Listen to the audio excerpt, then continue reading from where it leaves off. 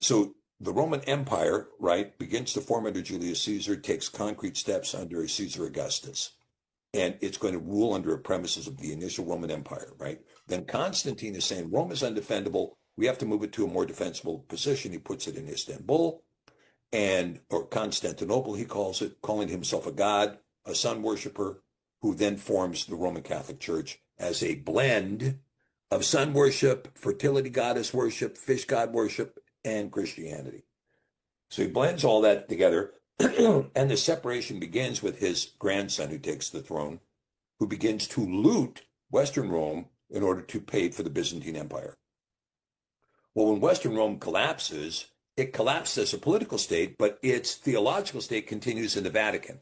The first pope was actually Caesar Augustus. Okay, he was the first pope. And so when you get to these popes, eventually you get to the year 800 AD, at least in modern chronology and modern calculation. And this is when the Pope names Charlemagne, Charles the Hammer, to be the emperor of the quote unquote Holy Roman Empire. Now, this is the second Roman Empire, the Holy Roman Empire, and it's not holy and it's not Roman, it's German, and it's a military machine. It was not holy, it was out there to murder people. And this Holy Roman Empire is going to succeed in imposing the ideology of the Vatican on the entirety of the continent of Europe. And it holds for 1,000 years until the year 1800. Who put it to death was Napoleon Bonaparte. Napoleon Bonaparte, who was a secularist, imposes the Napoleonic Code on all of the continent, but loses to British forces under the leadership of the Irishman, the Duke of Wellington, right, who knew how to fight.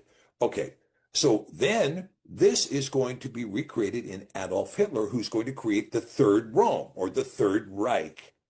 So World War II was not about us beating back National Socialism.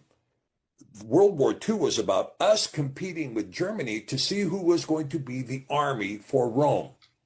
That's what the battle was about. Who's going to be the army for Rome? We won the battle. We're now the army for Rome.